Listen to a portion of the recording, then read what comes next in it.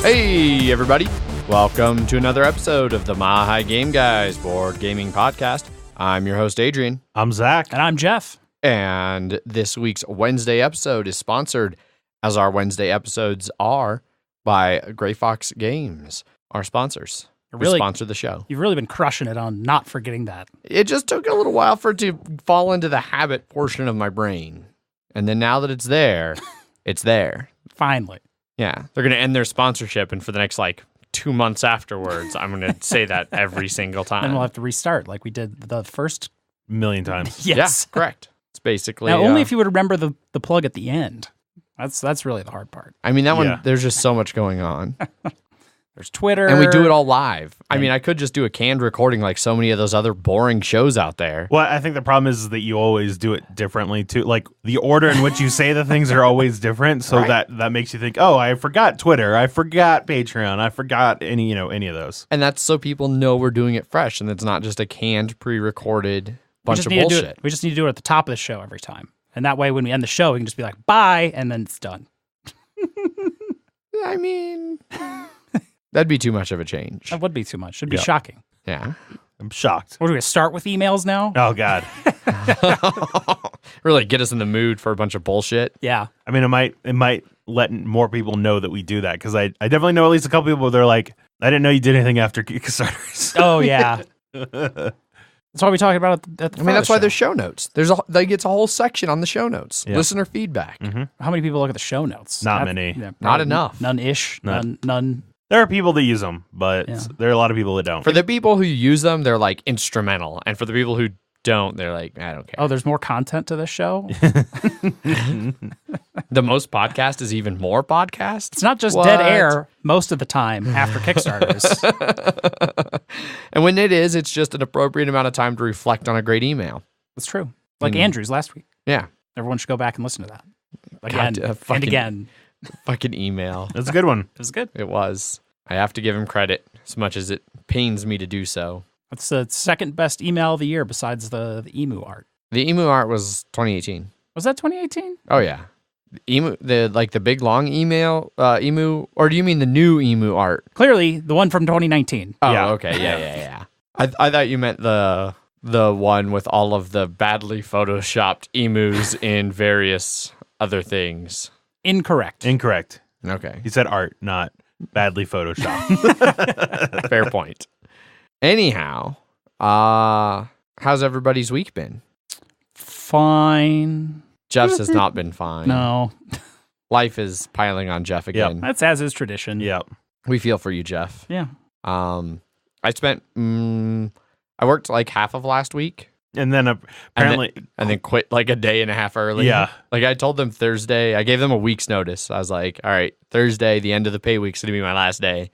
And I made it I almost left Tuesday, but I had a meeting with the company owner Tuesday afternoon. You had mentioned that. Yeah. Yeah. And so I did that meeting, and then I was like, nope, I'm definitely just done. And so I came in first thing Wednesday, and I was like, hey, immediate supervisor, I'm going to be done, now. So what do I need to do to be done, now? And I was out of there in 20 minutes. It was great. Nice. And so then I assume your meeting with the owner of the place did not go great. Well, it wasn't so much that it didn't go great. It wasn't a meeting with him. It was he brought in a bunch of different quote unquote up and comers from the company, and then proceeded to give the same spiel to us that I had already heard during my orientation. It was cool. So there was no new information here for me. This was not useful to me in any way, shape, or form. I was. Well, I mean, yeah. Instrumental in helping me make my decision. I mean, to be fair, I didn't actually expect to go in there and for him to be like, dude, I heard you put in your 2 weeks notice. What can we do to get you to stay? To which my answer would have been, give me way more money than you're willing to give me. But yeah, so then I spent the rest of the week doing background check stuff and drug test stuff that I should be hearing the results for tomorrow and or Wednesday. So we'll see. New job is slated to really start next week. Gotcha. So. And then we'll see if those spiked drinks worked. Yeah. Uh-oh. Didn't even know it. I wasn't worried at all about any of the process when I thought it was a criminal background check and drug test. I was like, I don't have a criminal background, and I know I can pass a drug test because I don't do any drugs. But then I found out that it was like a really in-depth like background check, not a criminal background check. Like they're like, we take your credit report into account and stuff, and I was like, ooh, That's not good. I'm suddenly feeling much less confident about this background check and what it may reveal about my personality and character. Mm-hmm. We're We're already well aware of. Yeah, yeah. I mean, you guys clearly know. They could have just been like, let's listen to the podcast a couple of times, and then I'm like, oh No. During my in-person interview, one of the guys did that. He goes, I really want to hear more about this thing you have here, this Mile High Game Guys. What can you tell me about that? It's like, oh no. That is on my resume, isn't it? Maybe it shouldn't be. It's a podcast. Don't listen to it. We talk about board games. That's It's it. really boring stuff. If you don't like board games, you don't care. Yeah. I never bad talk about jobs on the podcast. I never put that out in the public. That would be never, foolish. ever. And we only talk about board games from start to finish Correct. We've been talking about board games this entire time. for at least 6 minutes now. But yeah, otherwise fairly uneventful week. I went up snowboarding this weekend. It was a bunch of fun. It was a great snow weekend. There was an avalanche that closed I-70 for like 3 hours. I saw a video of that. Yeah. Terrifying. I saw some video of it as well. Luckily nobody was hurt. No It's major it's damage. better than that rock slide. Yes. Only because where it happened was far enough away from the highway that by the time the avalanche got to the highway, it was just just a bunch of snow. Just Yeah. like, bleh, like, yeah. pushed some cars into the ditch. Oof. There's There's a lot of air Yes. going with that snow. Yeah. Correct. But yeah, Megan and I had a great day riding Friday and Saturday. Unfortunately, had to come back Saturday night because had D&D. Because Sunday, holy shit, the snow totals for Sunday were looking amazeballs. And from everybody I've heard who's up riding this weekend, it was a great day to ride. So unfortunately missed out on that.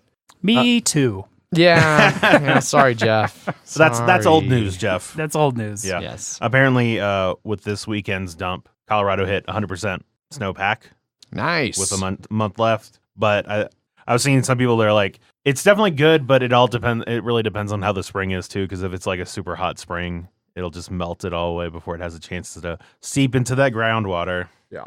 Before it refills all the reservoirs. Yeah. There's a graph I saw, and it was like last year was noticeably underneath the Oh curve. yeah. Last year was bad. Yeah. Mm-hmm.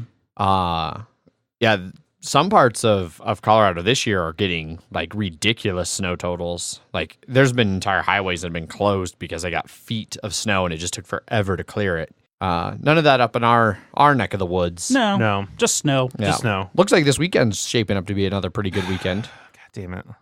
I don't know about down here, but up in the mountains at least. I know I saw on the thing. I'm happy that we're getting snow. I just wish it was like on Monday or Tuesday. When you don't want to drive. When I'm fine with not driving, but missing out on like Fridays and Saturdays, I'm like, or even one of them. Like I worked a shitload on Friday, and then I woke up I worked till like 1 or 2 a.m. on Friday, and then I woke up at 7 a.m. on Saturday because it was supposed to snow at like 11, and then it didn't snow until like 4 p.m. And I was Yeah. like, you motherfuckers. You bitch ass snow.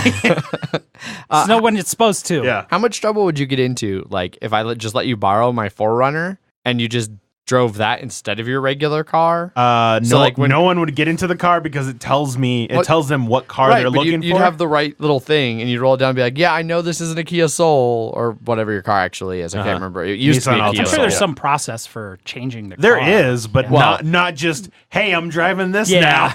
Right. So, but on a snowy day, just, hey, I didn't have time to change it in the app, but it's snowy. This has 4-wheel drive. But I mean, maybe I could technically do that, but then if anything happened, Lyft would be like, you're fucked. Fuck, dude. They are not going to help at all. Fair enough. Because, No loss to the vehicle. There's no way you could get registered my 4Runner. Yes. Because Lyft would be like, well, first of all, that's an old vehicle. Yep. We don't want that associated with us. Yeah. And then but don't you at have the to, like, send in very photos or least, if it something? crashed or something, I could like throw you the $5 Yeah. to cover the car. Yeah. I was driving it like 2 Wednesdays ago to game night. I was carpooling Wes and Paul, or not to game night. It was to that wrestling. And we were joking about the fact that, worst case, like my 4Runner drives really good in snow and stuff in 4-wheel drive. And worst case, if it does get in a wreck, you're not going to notice. Yeah. the Facebook notified me it's been 7 years since my rollover.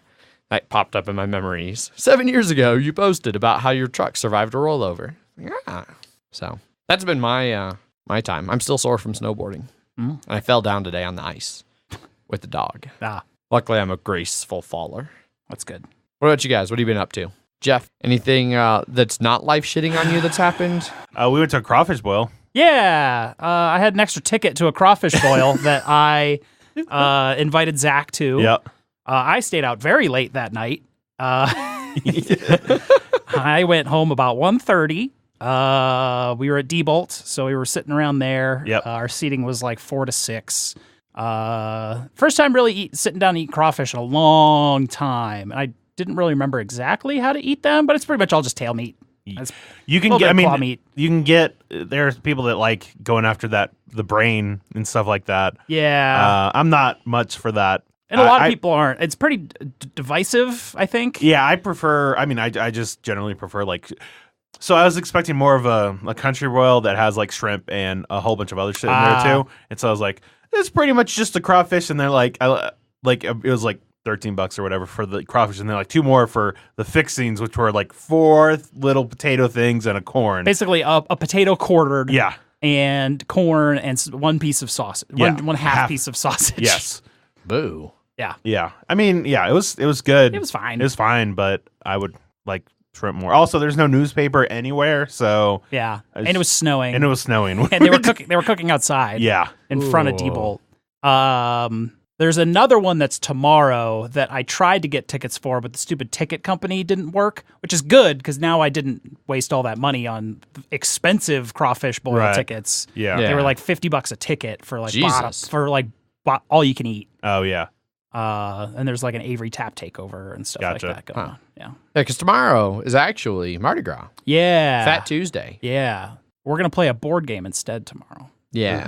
I mean, we can, after the board game, go out and get hammered. Get real wasted. Yeah. It's also like 2 days before my birthday. Yeah. That's close enough for me to get wasted. Fine. I can just, and then the next day I can be like, sorry, work. My leg hurts. I'm not coming in today. And then just go back to sleep. And I just don't have work, so it's perfect. And Zach can work whenever he wants. See? Win-win. Yeah, win-win.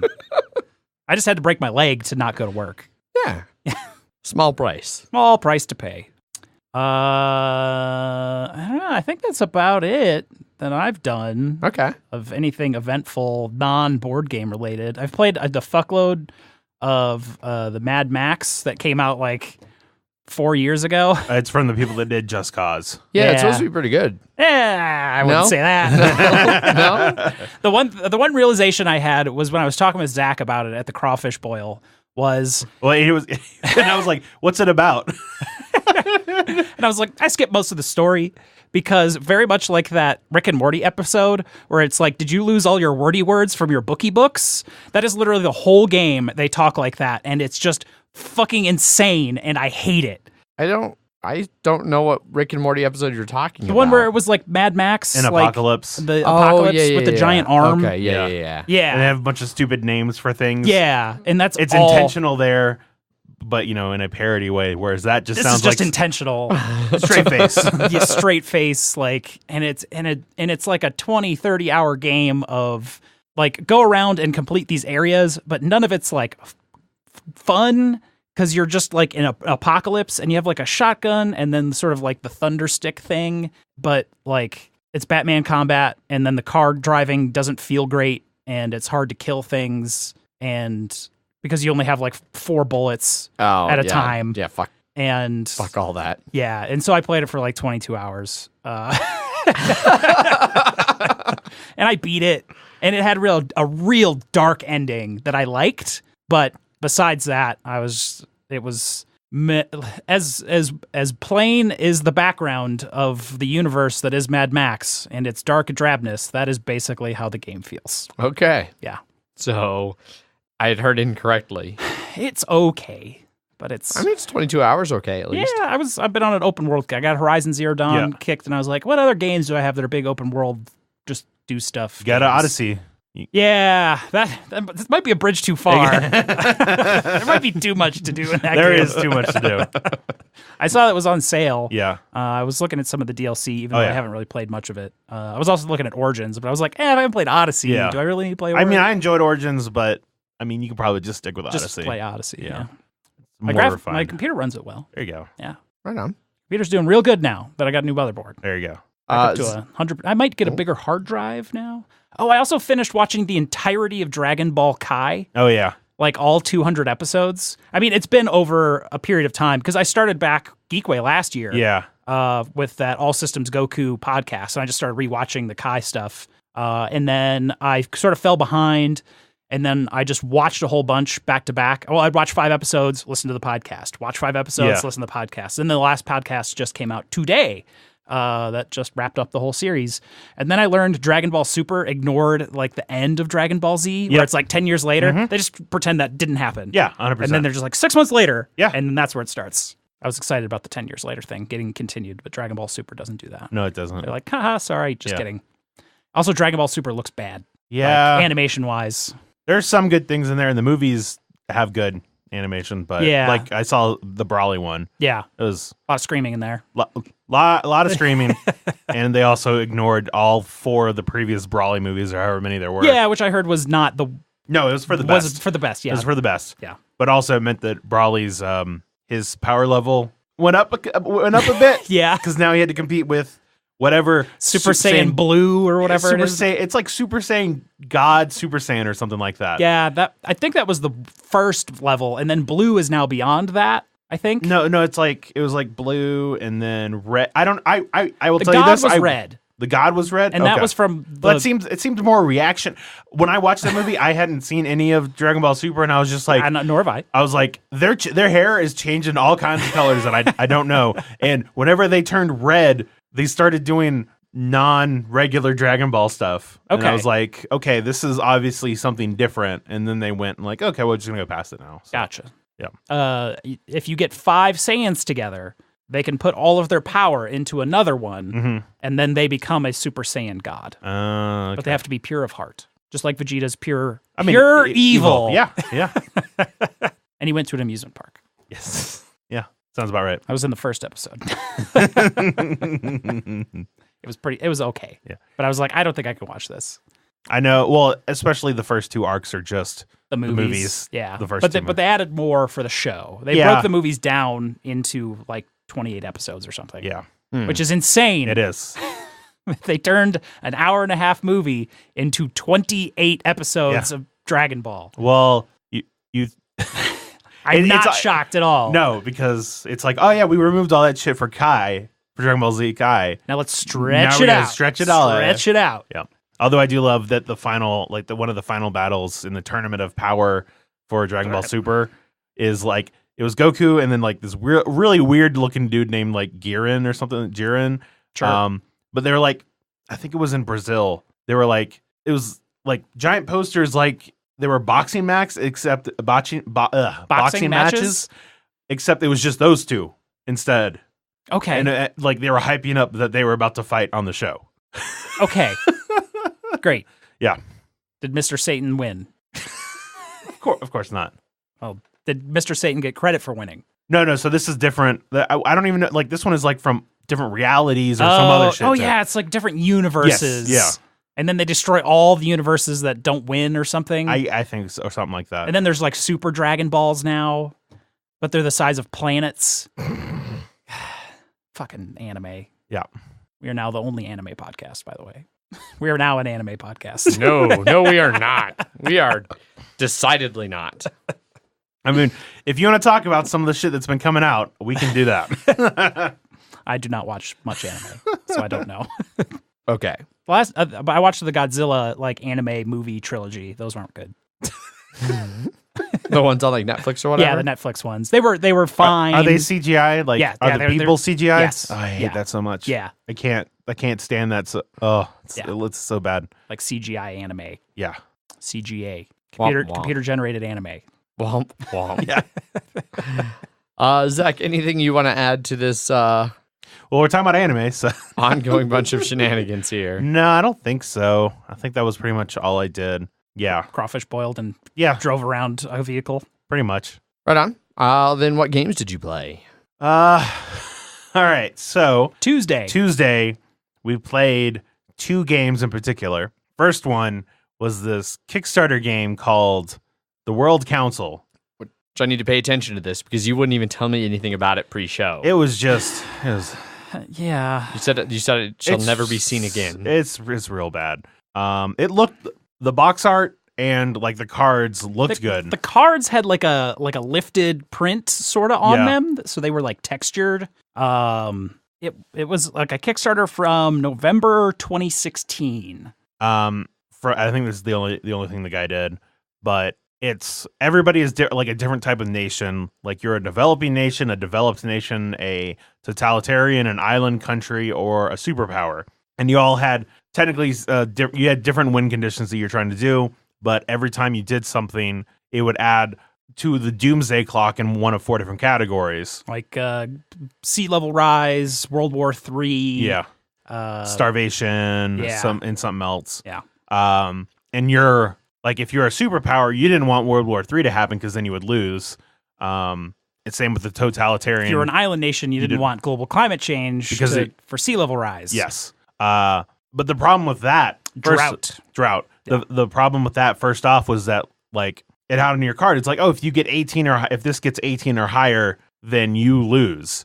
But if you're playing with 4 players or less, that instead of going up to 20 to make it lose, now it's only 15. So immediately nobody had a unique lose condition because the rule book was poorly translated from Chinese. Yeah.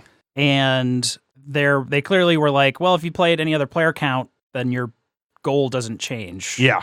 Which is bad. Yes. And you were looking for certain things. So if you're a superpower, you're like, I want to build 4 military, and there were military cards, and it's like, it had dual use sort of thing. You could play the card, or you could use the card as a resource. But if you played certain cards, they will give you resources later on that you don't have to gain doomsday tokens for. But the problem is that it was a shit show. Like if you're looking for military, it could be in like there was a water deck, a energy deck, and a like food deck or whatever, but none of them had any sort of like you had no idea what you were going to be getting in the deck because the faces of the cards could be pretty much anything. Yeah. It seemed like there was a couple resources that were only in those, like energy may have been only in one of them or something. No, I looked and it was like power plants could be built in all 3. Tech was only in like that water deck of like the low tech cards, which we never saw any of. Yeah. We only saw the really hard to do tech cards the whole game, which made doing anything impossible. And the only other tech cards you could use were like those one time, like I need 1 tech, I can use like a university card. Instant. Yeah. And then there were take that cards that could just destroy things for people, and you could take away their land. And then if they ran My island nation took a lot of land. Yeah, it did. But then I got no cards that I could use at all the whole game. Yeah. Everything I kept getting were like tactical strikes and war stuff. And I'm like, I have no military. I have no way to get military. I'm not getting military cards. So it was really just a draw shit fest of trying to draw what you need. And you can trade. You can trade, but it was really, I only started trading with Jeff to be like, Jeff, I have this. This will help you win. Here you go. Yeah. Well, and I at one point I had 2 cards that were both military cards. They gave you like 3 military, and you needed I needed 4 to win. But one of them required like 4 tech and 4 energy, and the other one required 4 tech and 3 energy. But otherwise were the exact same. They were the exact same cards. It's just one just cost less. Which had to have been a misprint or something. I don't know. It was weird. Because it seemed like every other card was the same. Yeah.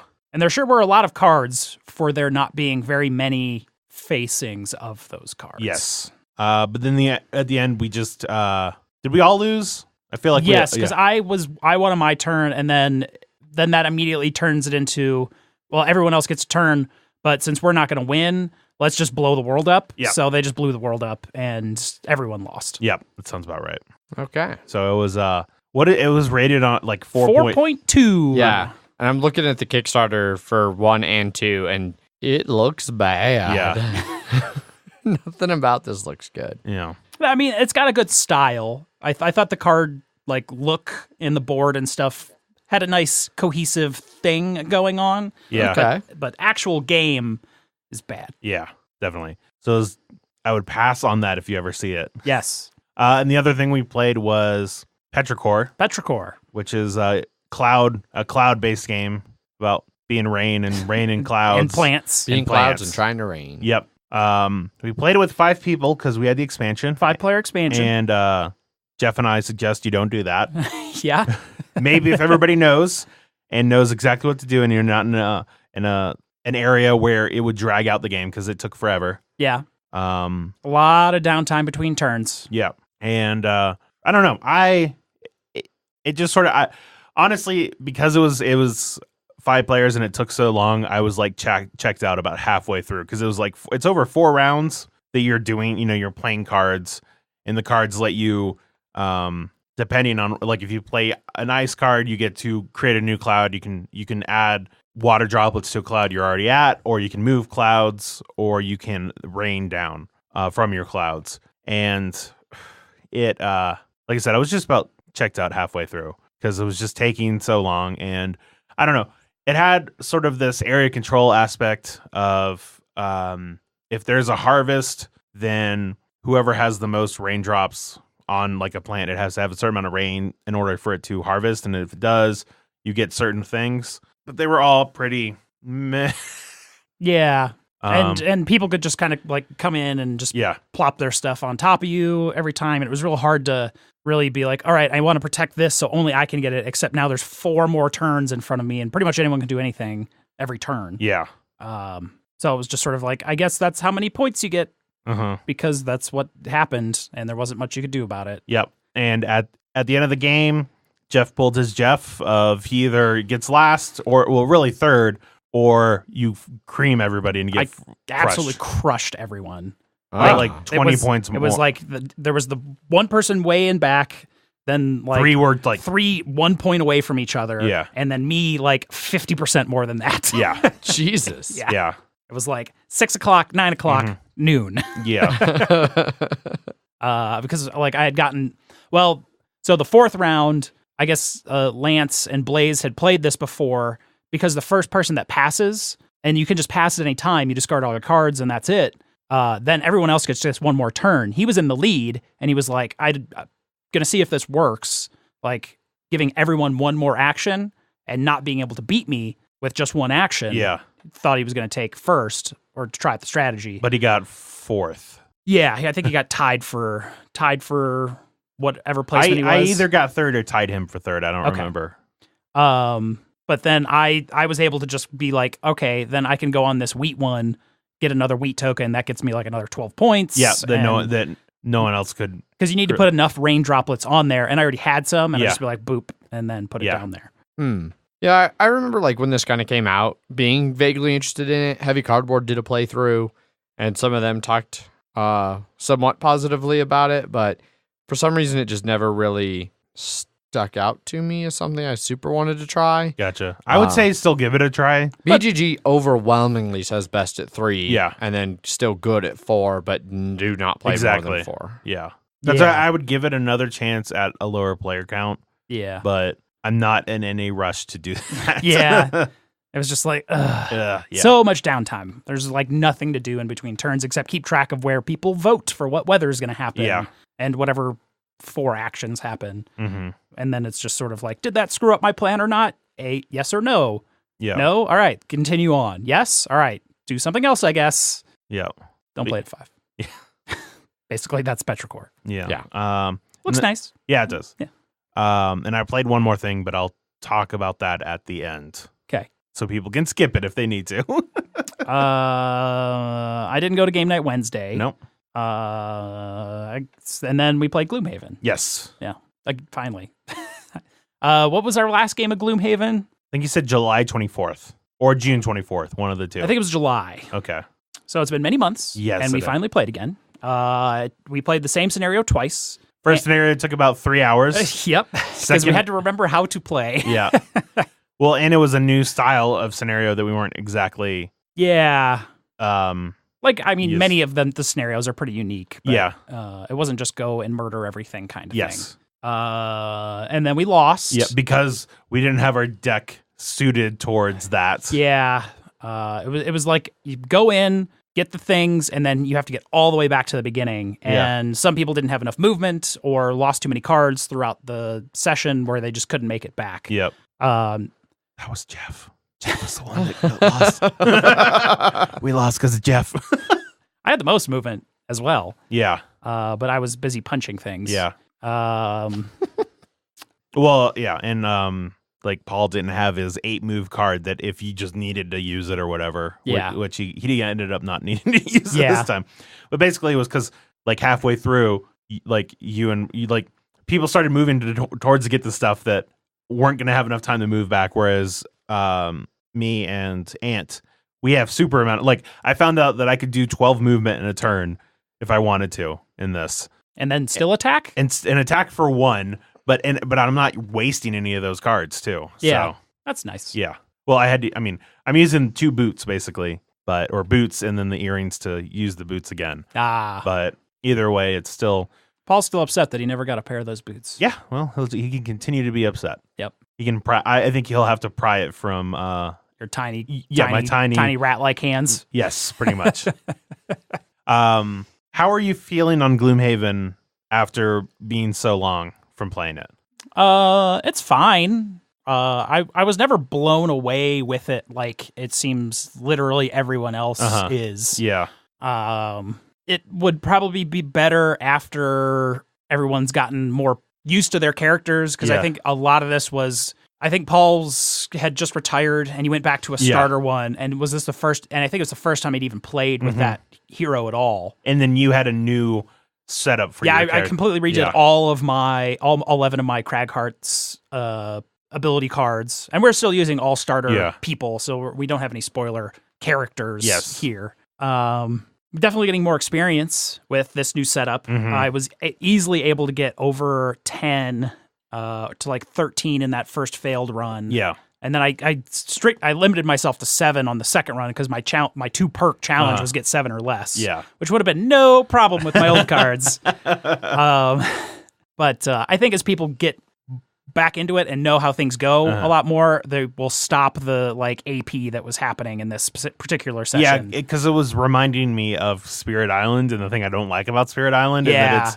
it's a big puzzle and there's a lot of things going on, and so that means a lot of time is spent trying to figure out what to do, which some people like, but I don't. And so that's how I was just like, oh my God. Yeah, like the puzzle was getting a little too. I've always been a little bit surprised that you liked Gloomhaven for that similar reasons, because that's how I remember that, like the only play I've had of it. I remember it being like, what can everybody do this turn?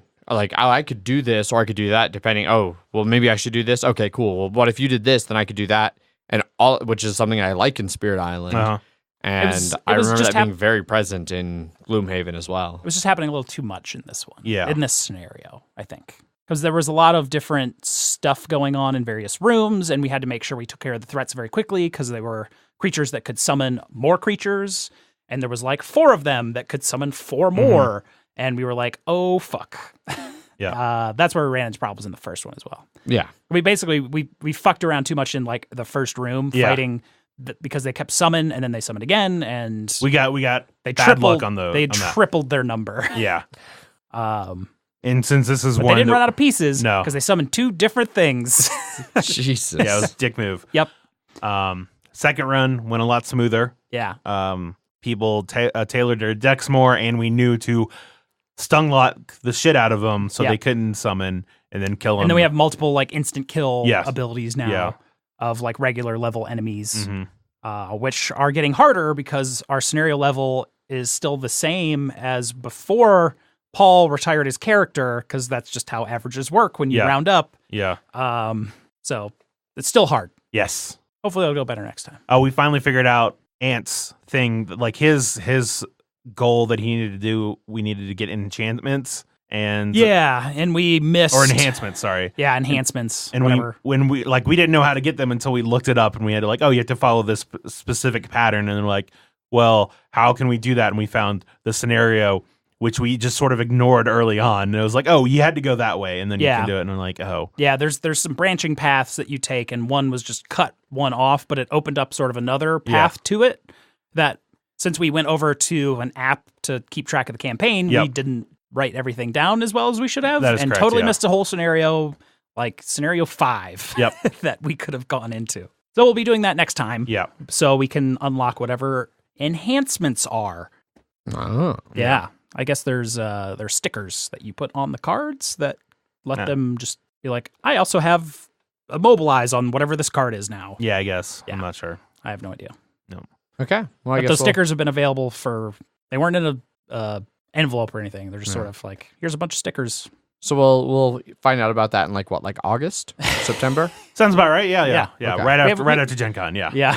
We have not rescheduled our next playtime yet. No. Should probably get around to that. Yeah. Right on. Anything else for you, Jeff? No. Cool. Pretty short for me. Like I said, I came back early from snowboarding on Saturday to do D&D. It was episode 11. Pretty laid back episode. Because we're handling some shit in town and developing some story arcs and things like that are going to get interesting, I'm pretty sure. A couple montages going on, Everyone likes a good montage. Yeah, gotta have a montage. Yes, the best montage song. And then on Wednesday, I don't remember what I played first at game night. I played something. Good. And then? I played Skull. I introduced some three new players to Skull. And they all liked it. It was me and Bob and then 3 new players, and went pretty well. I lost. I was playing fairly aggressive, mostly just to show new people what to do and kind of keep the game moving. Way more aggressive than I normally would have. Did not pay off. Sometimes it does. Yeah. Then I was playing Skull. One of the new players was Blaze, and I asked him if he wanted to play Vanuatu, and he was interested in that. And I wrangled Zach and Wes into it. Wes had played before with Paul and I, and the 4 of us started it up. I don't know, probably 8-ish. I think Maybe 8:30. Maybe was it closer to late? 9. Yeah. Yeah. It was a little bit later. I'd done a lot of talking and chit-chatting all night. But we started it up, got through the rules pretty quick, and then started playing. And pretty immediately, I remembered what it's like to play games like this with people who are actually not very friendly if they don't have to be. Yeah. There was one entire turn where Blaze got to take no actions the entire turn because everybody blocked him. Really what it was is that he had 2 it was because I had a character that let me just move one thing, and that locked up the only thing that he would have been able to do. Yes. There was another turn where out of my 4 actions, I only got to do 2 of them, and basically meant I did nothing with my turn. Like, they weren't 2 very useful actions. So how the actions work? Yeah, so in Vanuatu, Programming. I mean, bidding. It's more it's bidding. like an action bidding. Yeah. So there's Their specific description says programming and majorities that feature development, blocking, and interaction between players. Yeah, I don't know if I'd call it programming. I mean, it's programming in People that wrote the description said it was. Well, I think they chose a bad word for it. It's Yeah. not the first time somebody's described their game poorly. Yeah. Good. It's a bad game. No, it's a great game. But what you do is there is basically an action bidding or programming round. Then there's a resolution round, and then there's like a little bit of cleanup before you go into the next round. And what you do during that bidding/programming phase is you've got 5 discs that you get to use to make your action selections. And the first phase, you do 2, and then you do 2, and then you do your last 1. And you put 2 of them on one of the like 9 or 10 action spaces that are available at the top of the board. And so if I'm first player, I go first. I place my 2 discs. I could place 2 in one space or 1 each in 2 different spaces. And then everybody else around the board does the same thing in turn order. Then I get to do my next 2, and then I get to do my last 1.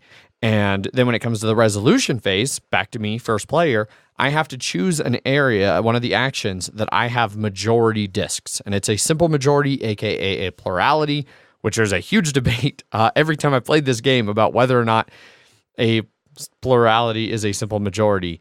And they are. But basically, as long as I have more than any other one person.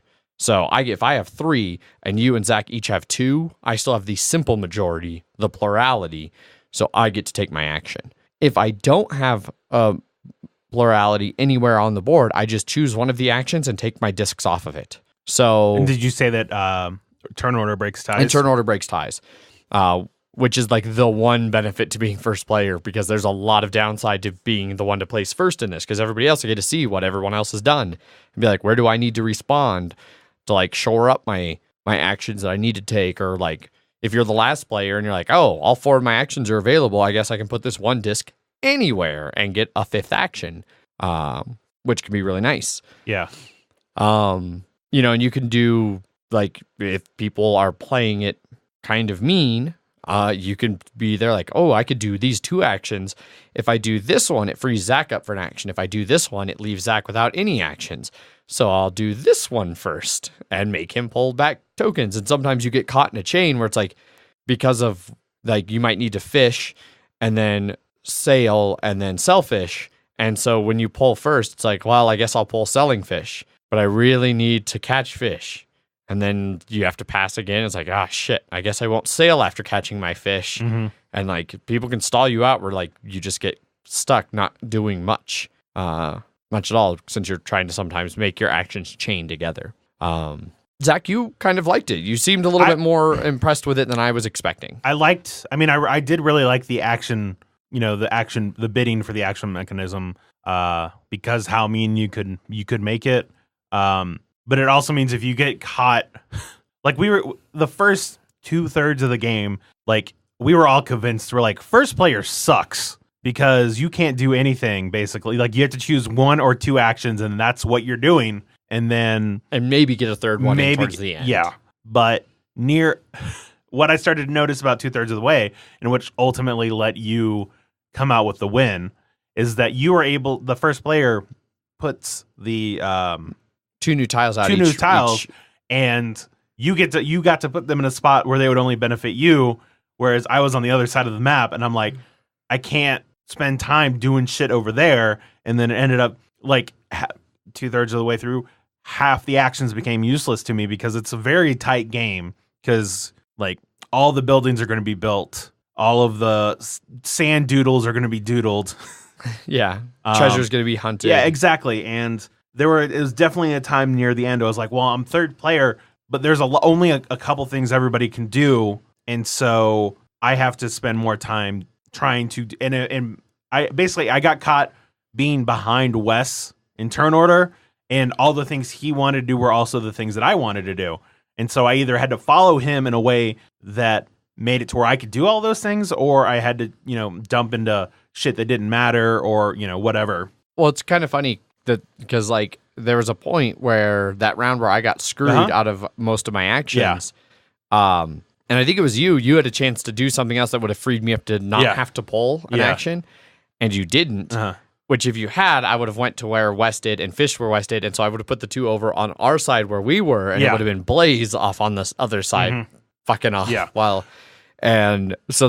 But because I knew I was getting blocked over there, and it was like, oh well, now it makes more sense for me to sail way over here and put these over here where only I'll have access to them and try and do something with it there. Yeah. That was just kind of a weird little fluke of the way that played out. Yeah. Well, and it let you build all those buildings, which is ultimate. Like it was throughout huge. the game, I was never higher than 4th on the points track until final scoring. Yeah. And then final scoring, and you were able to get 4 points more than me or something like that. Yeah. I just barely got past you. Yeah. So I liked it more when it was denial through like tactics and strategy versus denial due to just available spaces, austerity kind of a thing. Well, yeah, because like neither Wes and I could build. We couldn't doodle. We couldn't like get treasure, and like so that like there was all these things that we couldn't do. So it was like, well, because we're placing in basically the same spots, there's a much better chance of him being able to block me due to him being higher up on the chain versus just clever placing and whatnot. So, which I was curious, I couldn't think of a good argument for why you guys should have been taking turn order. Like that was the first game I'd ever seen where it wasn't until like out of the 10 rounds that the game takes, it wasn't until like turn 8 or 9 that somebody took first player from me. Well, it was it was turn 7 and then 8 they got taken just because Blaze was 4th the entire time, and near the end he wanted to take that. Yeah, I thought it was 8 and 9 that it got. There's only 8. I thought there's only 8 turns. Oh, there's only 8. I was thinking there were 10. So yeah, it was 7 and 8. Yeah. Which is unusual. I usually see turn order bounce around much, much more in the other like 2.5 games of it I've played. So that was kind of interesting. For me and Wes, it was definitely we were able to pretty much do what we wanted to do and not have the turn order affect us. And, Blaze was 4th. Then the only thing he could have changed was to go to 1st. Yeah. And we were all under the assumption that 1 was not good in that respect. Yeah. And then eventually it's like, well, you're able to shape the board more to make it, easier for you and all that. And I think that's eventually why he went to grab it. Yeah. But I mean, that was the one thing that did, because I was struggling to explain to you guys, I feel and also turns out when you're playing a 4-player game and 3 people all agree that first player sucks and refuse to take it, there's times you don't want to be first player. Yes. And so it's nice to have it move around a bit. I've never in any of the games liked being 4th. 4th usually sucks in my opinion. Just being behind all 3 people. No, it does. I was it for 1 turn and I was like, no, it's. So I was surprised at how long Blaze let that happen, because that's usually the way it kind of moves. Yeah. Is whoever's 4th is going to take first after a turn or 2. Yeah. And then that puts somebody else in 4th, and so turn order kind of almost moves. First player kind of moves in a reverse turn order counterclockwise circle. No, and that would make sense. But yeah, because he was fine with being 4th, because it was either being 4th or 1st. I'm sure if he could have chosen to be 2nd or 3rd, he would have rather done that. But I think so. So I don't know. I'm looking forward to playing some more. Blaze seemed to really like it. He likes heavier games and stuff. So hopefully we'll get to play some more. And then I know we've talked about reviewing it. So maybe somewhere down the line we'll actually get to do that. Is there any buzzwords you would like to attach to this game? No. Okay. Mean would be the only buzzword. It is. Don't want to throw crunchy in there. No, God. There was some game that threw crunchy in something the other day that also made me physically nauseous. Yeah. I'm starting to hate some of those heavy game buzzwords just as much as Zach. It's getting out of control. Yeah, I was reading through some of the rankings. A recent one was tough, crunchy, super excruciating. But no, it is definitely a mean game. Don't play this. Yeah, V, stay far, far away. But don't ever play it with me. Definitely do not do that. Well, didn't Allison come by and was like, yeah, V owns this or something? Yes. And we're like, oh, V is not going to like this game at all. It is not friendly. So, that wraps up what we've been playing. Well, I had one more. Oh, you did? Yes. That was going to leave it towards the end. Oh. This is Kingdom Death Monster. Because everything is a spoiler for everything now. Because somebody did message us on Twitter that was like, hey, maybe throw a spoiler for Kingdom Death. Spoiler, we're going to talk about Kingdom Death Monster. I am not a person that is so into spoilers. Yeah. And some people are much more sensitive to that than me. The thing is, I usually am, and I don't know what about this game didn't make me be like, it's fine just to talk about everything or whatever. So I'll try and keep some And I've spaced out so much during every Kingdom Death chat that I just don't even know where you've talked about things where I don't know where a line would be between what's non-spoiler and it's like Ant with Betrayal. Sometimes it's like, well, how much can I talk about literally nothing playing it before it becomes a spoiler? And for pure mechanics. Literally nothing. Specifically, I guess it was the mechanics of some fight we did. Maybe. But maybe it was I don't know. Which we're not entirely sure. Yeah, but I can understand. I can understand that. So I'll try and keep things more vague to an extent. So most of the things we did when you weren't there, Jeff, was fighting Gorm. Level 1s? We did, just level 1s because we agreed not to do level 2s anymore. Never do level 2s. We were hunting to fill up my Gorm suit, which on the last one we did. Wait, fill up your Gorm suit? Or to finish the Gorm suit. Oh, okay, gotcha. Finally got the skull. Yes. And so now it's pretty great. It's pretty it's pretty good so far. So you're starting on shield specialization? I have a shield specialization now. Nice. We were able to build a beacon shield. What the fuck is a beacon shield? It's a better version of that one I had, and it has it can give me a block too. Okay. Which is nice. Yeah. But is the block hits or block damage? It blocks hits. Hits. That's right. That's why it's real good. Yeah. But you have to spend an activation for it. Wow. Whereas the Gorm suit lets me do a guard, which is back 3 away and block 1 for free. So depending on the monster, I might just like, oh, I don't think it's going to hit me. I'll do this if I still want to hit. Yeah. But if I'm like, I think it's coming towards me or what, if it's like it's doing a lot of damage, I'll block up just to try and absorb some of that stuff, which helped with the hand because we fought the hand twice. Yeah. Because the Slenderman replaced who? No, the Slenderman replaced the King's hand or the Kingsman. And then there's the hand. The hand who is someone different. He basically he came. Is he the blinky lens guy? Yes. Okay. Yes. Yeah, right. the real fucker. Yeah. So spoilers for hands stuff. Yes. We have talked about it before. Yes. But basically we had an event where he came in to town and was like, and you rolled poorly, and he was like, all right, we're gonna kill this person, and then it was like, well, that's Jeff's character. God damn it, we want to just be like, fuck her. It's the only one with mastery on spear. Yeah. And so we're like, all right, well, we'll fight him. What did you roll? I don't remember. Because we could have rolled a 2 and a 3, a 5 and a 6, or 7, 8, or like. And then 8, 9, 10, because we had everything to get like even good stuff off of it. So you had to have rolled a 1, a 4, or a 7 or an 8, I think. I don't. Basically, it was gonna kill Black Debbie, and we're like, you can choose to fight to not have that happen, and so we did. First thing he did was teleport, and then immediately destroyed my genitals. This fucking game. Yeah. And so you took severe damage to your waist, rolled on a table, and he cut your dick off. Yeah, but it's fine. I had a healing potion, so after it, I just sort of poured it on there. Yeah, applied to the area, and it was fine. I mean, there is also a hunting event where an insect steals your genitals. Yes. So yeah. But we were able to hit him with a minus speed early on, and so he was that's very helpful. Oh yes, because he does like 5 to 6 damage.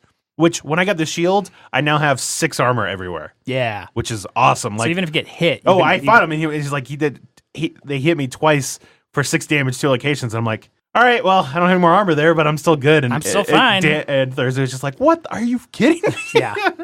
That's because they're still rocking the rawhide. Yeah, we really need to get rid of those rawhide sets. Which we're trying to do now, because we started collecting iron to get some shit. That's where I built the beacon shield. I see. Yeah. So that -1 speed, and so I was able to just guard and then and anytime he hit me, he would only hit me for 1 die, and so I'd just ignore it. It was great. That's I guess where the spear mastery would come in. Yeah. Well, because you could attack from behind someone, and then you give that person in front of you the priority token. Yeah. So they would always just go after the tank or something. That would be good. Yeah. Or whatever next hit would just be to the tank. Paul's character still doesn't want to be the tank, even though he has like evasion 4 or whatever bullshit. Yeah. I want to be the bow guy. Yeah. Which, to be fair, bow's useful. He is ridiculous with it too. So he used that shatter arrow or whatever, right? The gloom one. Yeah. He got a gloom tipped arrow. 6 damage on it, which was ridiculous. It was great. Without rolling. He did 6 wounds. Yeah, he did 6 wounds. Wow. Yeah. That was on a level 1 Gorm though, so I think. Oh, not on the hand. No. No, but we were able to defeat him, and when you actually do a wound to him, because there's like 2 ways you can either have the clock run out and then he like gives you applause for standing. He's like, good job, guys. Or you do enough wounds to actually wound him, and then he's like, you have my respect, and then goes to kill you, basically. Yeah. And he like anyone within two space of you like gets 2 damage because the wind was so intense from the strike. Yes. And then he does like 10 damage to a location at -3 or 4 on the whatever your severe roll is. Yes. Yeah. It was not great, but we beat him. Didn't a bunch of people die? 1 person ended up dying. Okay. It was the other time when we fought him the second time where he really fucked up people. A lot of collapsed lungs and broken arms and contractures and stuff like that. We have a lot of more people basically used for breeding now. So it's just what you do. No, we had a lot of people die just from survival of the fittest, which was because we had like 2 1/1s. That sucks. Yeah. Or 1, it's like 1 and a 4, and reroll that 1, it's still a 1, and then both people die, and we're like, fuck. Guys got to roll better. Exactly. So, so now that you've killed off our settlement, yeah, no, that's fine. We started getting more people. We finally got Song of the Brave. Nice. So we'll hopefully be done with Gorm Climate soon. Yeah. Did we lose any more innovations due to Gorm Climate? Yeah. Great. Nightmare training. Fucking Yeah. damn it. Yep. But What's the nightmare training do? it was something that could have been cool, but we just weren't using it. Oh. But we also got a statue that you could inscribe a fighting art on, and then people could train it. Oh, So that's Combo cool. Master is now a thing that anyone can learn. Interesting. Yeah. Okay. Yeah. Song of the Brave's real good. Yeah. Yeah. I'm glad we got that. Yes. So you went you did like drums, then whatever the next. Is Song of the Brave is the next one. So you can get Song of the Brave off that. And those sagas after that where you just start at age 1 when you grow up. Like when you have a kid is just age 1 or something like that. Oh, Yeah. Interesting. Yeah, it's still going good. We have that shit now, so we're gonna start farming like antelopes and shit for leather because they give you a shitload of resources. Yeah, To because give us leather so we can start building lantern gear for everyone. Yeah. Yeah. Get a lantern spear. mm-hmm. Yeah, the hard part about lantern gear is that they're all like early iron or whatever. And on your attack roll, which you're usually rolling quite a bit with them, if you ever roll 1 on the roll, the whole attack is canceled. Yeah. Which comes up pretty often. Yeah. But yeah, it's been going well. Good. Yeah. Except for all the people dying during childbirth. Yeah, but that's you gotta expect that. Burning those global rerolls. Yeah. Did you use Paul's sleeved copy? No. We Okay. ended up just using Thursby's. Gotcha. Yeah, because he brought his because he still had the minis and shit like that. Yeah. But next time he'll just bring his minis and that's it. Bullshit, Paul bought Kingdom Death. Yeah. Well, he bought all the expansions, and then he bought the base game, and now he has bought all of Like sleeves for everything. and has sleeved the entire game. And he's gonna get It's like 1,800 cards or something Yeah. absolutely insane. Well, and he's gonna get a coin thing, like the coin page plastic things. For like the items. Yes. Yeah. So And then coin holder things Yeah. or something for like the actual items on your sheet or I think something. so. I don't know. We'll see. Yeah, I don't know how that works, but whatever. Yeah, he's paying for it, so Yeah, I don't whatever. care. It's his time. It's his Yeah, money. Exactly. What is he going to do except watch a 3D printer print? You're not wrong. He does a lot of that. He's got a webcam. Yeah. Kingdom Death. Kingdom Death still killing. Yeah. Did we get the Gorm model yet? No. Okay. not yet. Still no He's- Gorm model. No. Womp womp. But we're gonna be doing the that Dragon King. That'll be the next campaign we do. So Yeah, get the Dragon King built. yeah. Yeah. Well, luckily his figure isn't towards the end. It's like the human one for the first couple. Oh, 2/3 of the game, Gotcha, so. gotcha. Well, now that the Kingdom Death hour is over. Now we have like 2 campaign games that we're playing regularly. Oh my God. GLoomhaven and Kingdom Death. Yeah. Let's pump the brakes on saying you're playing GLoomhaven regularly until you get another play in the next month. He's not wrong. But as I understand, speaking of vague campaign type things that go sequentially and have set time frames, there's no bloody minute, right, Jeff? No. That was a fucking stretch. Jesus Christ. I mean, No. you could call a season a campaign. Yeah. I know that, but still. I'll be playing Wednesday. Wednesday. Yes. So next week there will be a bloody minute as the season will be begun. Wed NES Day. Yeah. And my brackets like 2 Dark Elf players, 3 Lizardmen players, including me, Nurgle, Undead, and I think that's like 7 rounds. Well, there you go. Oh, and Orcs. So yeah, there's 8 players, 7 rounds, something like that. I think we've got a bye in there in one of the brackets, I think. Okay. Yeah. Cool. Well, I think we can move on to some news and Kickstarters.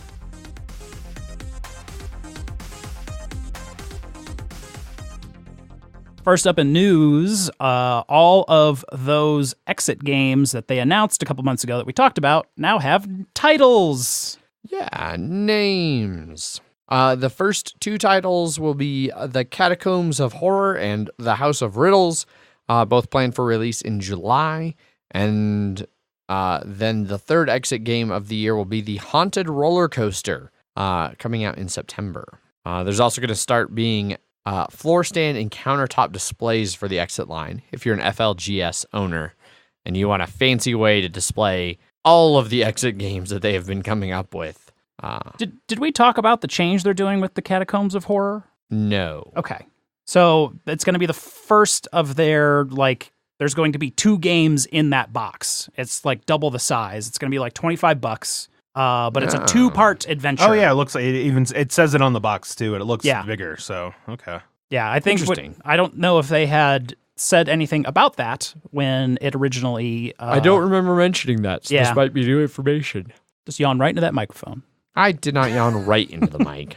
But yes, that might be new information. Yes, so it's a new style of exit is also coming with this series. Yeah, and that's the first one that's going to be released of the 2 in July. So. Yeah, a regular one and then a new extra large super adventure. Yeah. But it looks like the haunted roller coaster in the House of Riddles are Your standard. 2 out of 5. So Like in terms of difficulty, which is a little bit.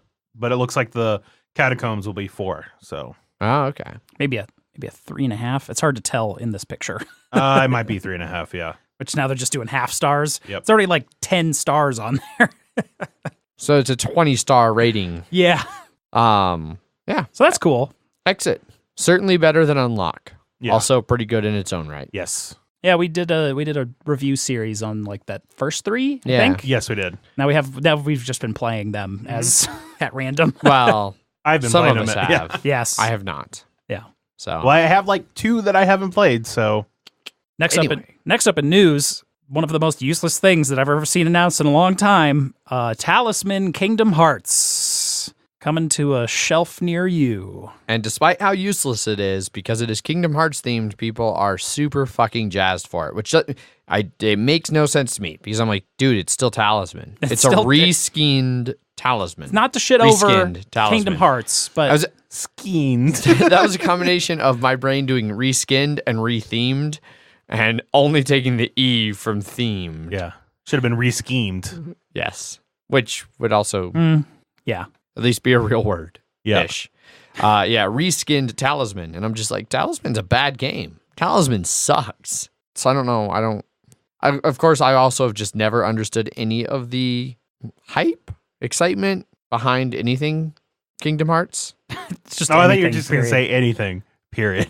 I get hype. I get hype for things. I understand the concept of hype and why people are excited about things. People like Disney. People like Disney and people like that Final Fantasy, and except they forgot the Final Fantasy part in the last couple games, and now it's just Disney. Yeah. People like Disney.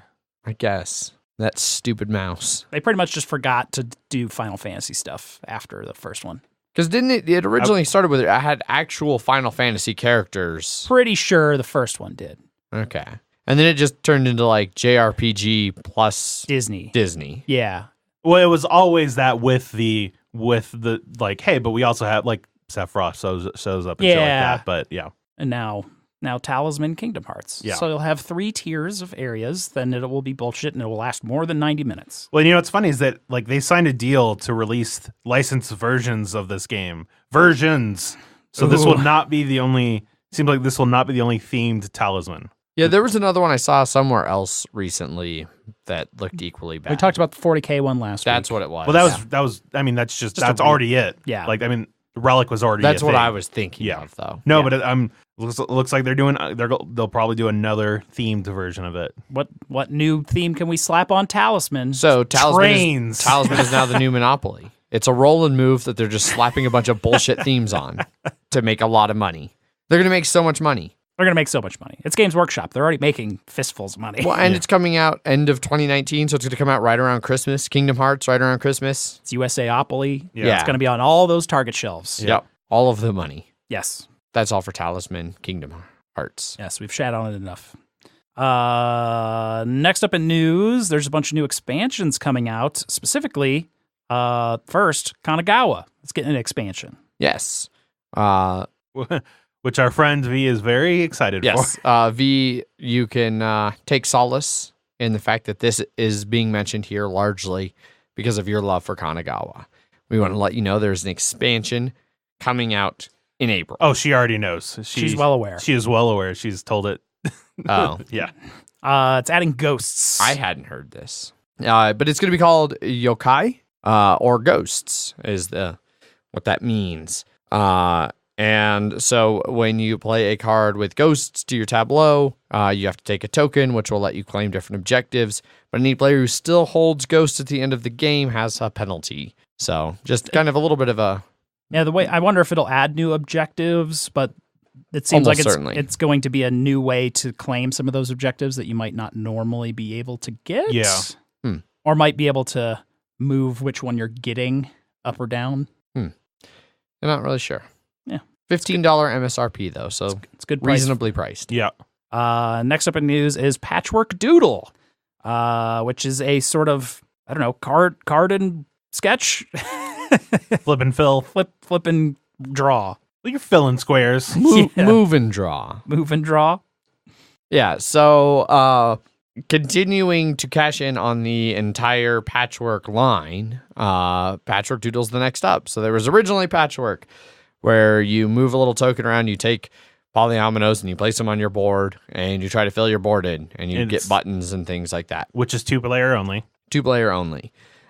Then came Patchwork Express, also for 2 players, smaller or same size board, smaller, 7 by Yeah. 7, because it's 9 by 9 in Patchwork. Exactly. And a little bit simpler rules just for a quicker, easier game.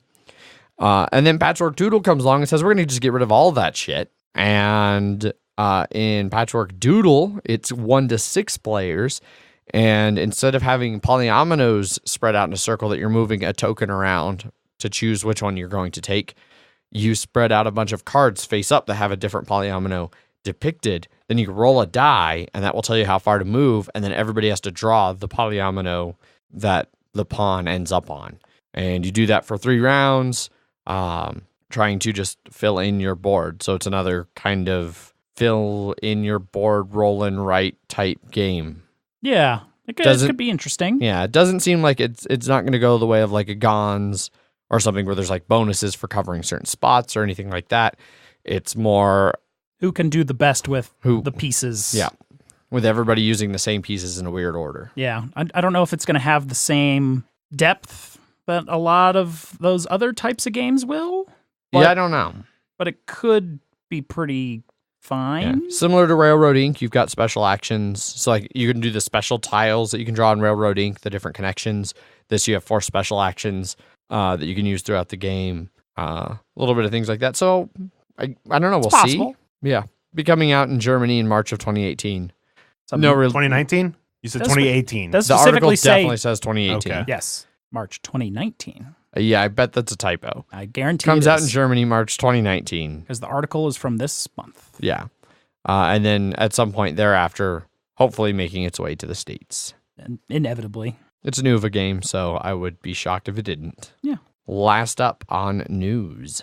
Last up on news, Plaid Hat has announced a new game, Quirky Circuits. So Quirky Circuits is the new game from Nikki Valance. We had talked about her leaving Fantasy Flight Games a while ago. She'd worked on a lot of their remakes of their older games and has done a lot of great work getting some of their older stuff awesome. Yes. But she was leaving Fantasy Flight, and now apparently she's working with Plaid Hat a little bit on Quirky Circuits. So to put this game into a frame of mind, imagine Robo Rally, but cooperative, and everybody's controlling one robot per scenario. There's 21 different scenarios that get more and more intense, but you're basically taking these household type robots, like one's like clearly a Roomba. With a cat on it. Yeah. And you're trying to perform a certain task. So like if you take the Gizmo, the vacuum robot, he's going around trying to gather up dust bunnies, whereas Twirl might be trying to clear ants out of his garden that keeps stealing the seeds so the garden can then grow. But like Robo Rally, it's an action programming game, so everybody's playing cards from their hand face down into this queue that the robot will then activate before its battery runs out. Unlike Robo Rally, there is at least differentiation in the card backs between different types of cards. So like movement cards that are just going forward and backward of varying amounts, cards that let you turn, and then quirky cards where you do something just bizarro. I haven't looked at the rule book. There is one available if you want to go take a look at it. It's a whole four pages. It's very small, so it doesn't look like there's a lot of rules. Yeah. So I don't know. How much like communication's allowed? None. None. Okay. Yeah, I figured it had to be basically none. It says specifically Players cannot ever communicate in any of the following, verbally or otherwise: what cards they have in their hand, their strategy or intent, or suggestions on what other cards people should play. Don't look me in the eyes while I'm playing this card. Yeah. So yeah. If players are really feeling compelled to say something, we suggest bleep boop. Beep boop. Well, I haven't heard a good bleep bloop in a long time. Yeah.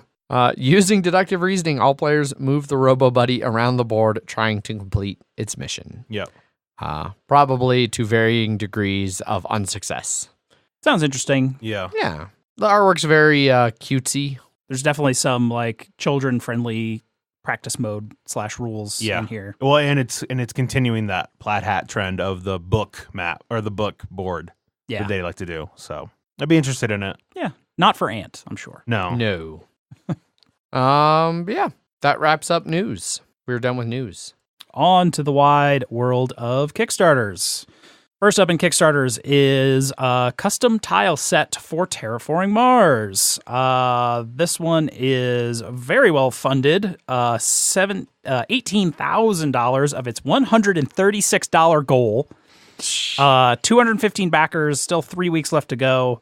You can pledge on varying waves, but it basically rounds out to be about $124 to $181. And that's if you want the basic set or the full set. Yeah, because these are each individual like printed pieces for those specific cards and tiles and cities.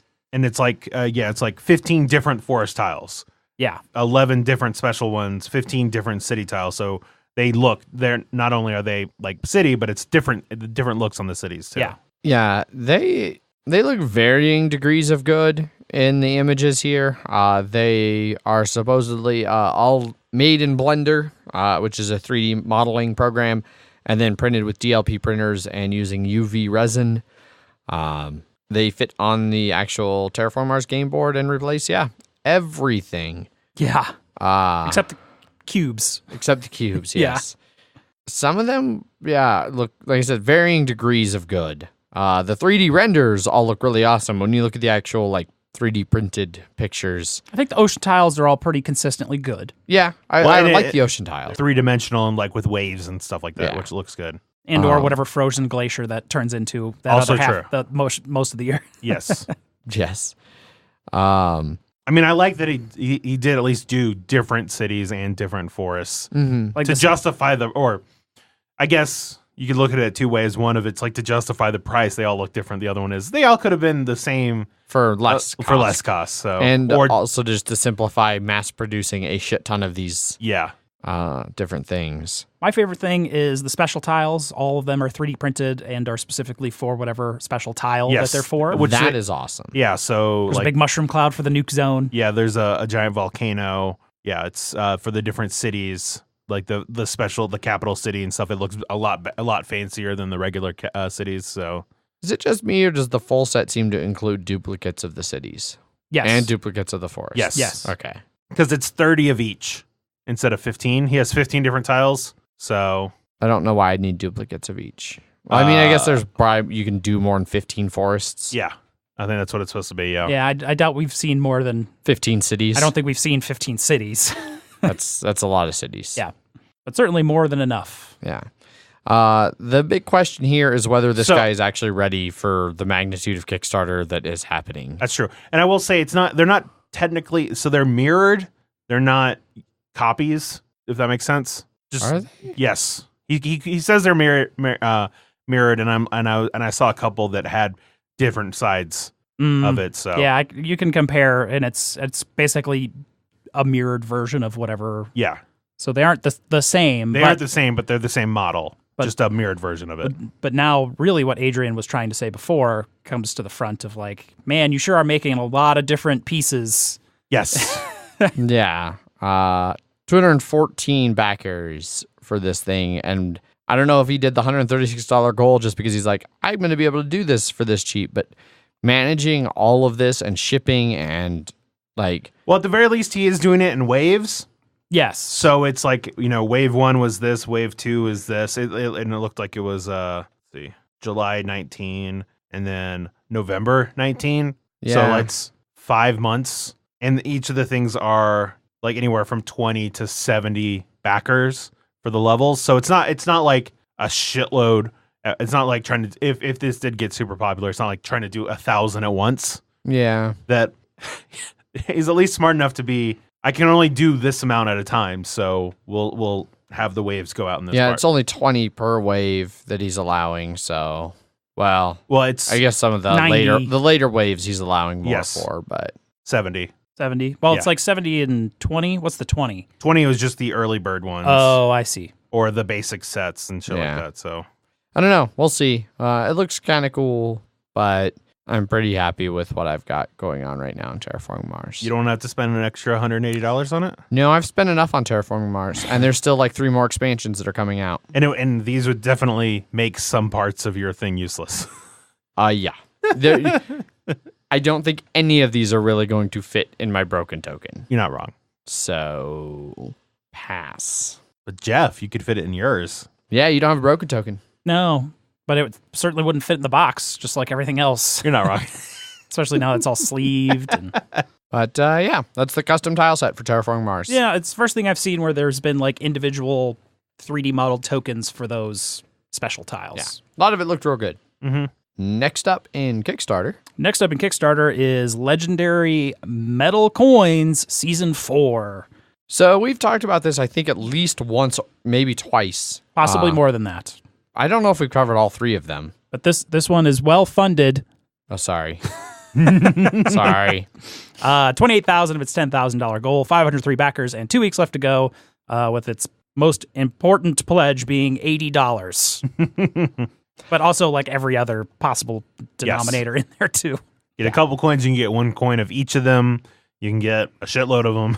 Yeah. You can get all the old ones. A lot of options. Yeah, the 5 new coin sets on this one, which unfortunately the manga coin set is definitely the worst. Some problems. Yeah, I don't really like the Alchemist set either. I like the front of the Alchemists. I don't like the backs. The aliens I kind of like all over. The alien sets are pretty good. Yep. The Drow ones I dig. But yeah, then you get down to the manga and it's just like, why? But why? Yeah, it's not. And it's not like it's Japanese themed or anything. It's like specifically you've got Luffy for One Piece. You have Pikachu. You have Gundam. So Yeah, or like very close enough approximations where they probably didn't have to pay anyone. Yes. Yeah, because that's a real shitty Pikachu. and that's yeah. So it's like Luffy wrong- doesn't have a mustache. I'll just say that. It's like a wrong Pikachu. Yeah. My favorite from this series is the creature units, which is just a unit set. So it's 6 different denominations, 1 to 100, and vaguely fantasy themed. So it would work in a lot of games like Dungeons and Dragons. But I've thought about like how you would try to use real money, like coin money like that in a Dungeons and Dragons game. And I feel like you would just need so much of it that it would become rapidly cost prohibitive. Yeah, Like those games tend to have runaway economies that don't make any sense. it's very true. And so it's like, oh yeah, I have 1,000 gold in this pouch of coins. Like, Yeah. Don't know how it would work, but yeah. And then they have all the classic sets on here too. Yeah, all the old ones, which like I said, we may have covered some of these in the past. I know we've covered at least one, maybe more, but you can go back and get all of their old stuff. So like, you know, if you wanted something more actual Japanese, Asian themed, you could go for the Far East set instead of the manga set. Yeah, and which it looks looks a lot way better. better. There's a Wild West set that's pretty good, an Arabic set that's awesome because Arabic's a beautiful like written language. Cyberpunk from season 2 is real good. Yeah. I remember seeing people use that in Netrunner back in the day. Yeah. Yeah, Elven, Orc. I like that the Orc are like all beat up and gnarly. Yeah. Yeah, a lot of good stuff. So if you're looking to bling out some games with some metal money, This go is a check out. good place to get it because it's actually not like crazy cost prohibitive. Yeah, it's pretty reasonable. Yeah, you can get like 20 coins for $20. But yeah, Legendary Metal Coin Set 4. Check it out. Next up in Kickstarter.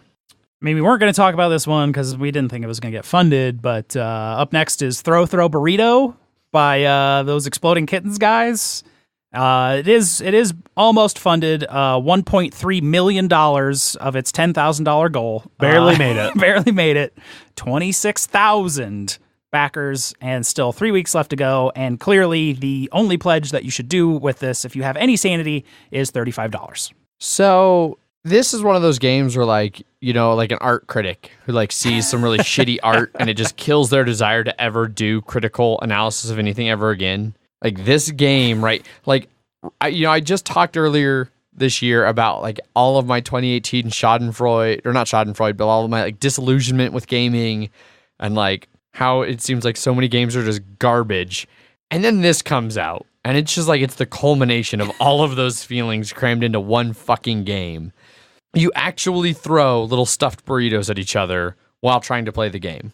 You just imagine playing this in any kind of social setting and what a fucking disaster it has to be. It's the world's first dodgeball card game. Just, it's fuck. Yeah, it's what you get when you cross a card game with dodgeball. You're trying to collect matching sets of cards faster than your opponents while simultaneously ducking, dodging, and throwing squishy airborne burritos. Cards earn points. Getting hit by burritos loses points. So clear some space, put away the antiques, because you've never played a card game quite like this before. There's a reason I've never played a game like this before. Although I have to disagree with you, Jeff. I think the one you'd want to go for is at least the $85 one, because you get a pair of giant inflatable throwable burritos, waterproof cards, 6 sets of sweatbands, and protective goggles. I mean, and they do have sweet rainbow sweatbands. Yep. But like, you're paying $85 for this then. I'm just saying, if this game looks interesting to you, I feel like the $85 one would be more interesting. Yeah, absolutely. Oh, God. So the way the game actually plays, because there are rules to this throw burrito at each other game, you put a pair of burritos on the table and draw cards. Then you rack up points by finding sets of 3 in the deck, find matches before anyone else does. If someone plays burrito cards, a battle ensues. Steal points from your opponents by hitting them with squishy toy burritos. Some battles only involve a handful of players. Others force the entire table to engage in burrito war. During a burrito duel, 2 players stand back to back, walk 3 paces, and fire. And you do this for fun, ostensibly. Yeah. I like a lot of Oatmeal's comics, but I don't like his games. Like at all. But man, do they make him a lot of money. You're not wrong. Some would say somewhere around $1.3 million. And counting. Yes, and going up quickly. Yeah, throw burrito, huh? I'm sad. There's Kickstarter exclusive burritos. Anyway, that's Throw Burrito. Indeed it is. Up next is Planetoid. This one kind of just funded $7,000 of its $4,000 goal, 366 backers, and still about 2 weeks left to go for $22.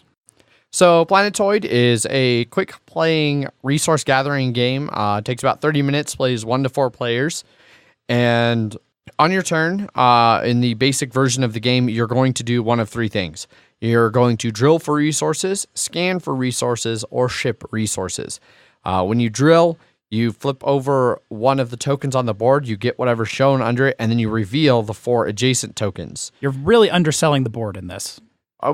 I was going to get there, All right. and I'm only just covering these 3 basic actions. Okay. Scanning, you get a peek at 2 different resources on the board that are face-down tokens. And then shipping, you send one's tokens from your player board that you've gathered, basically kind of out of the game to get set collection and save them for endgame scoring.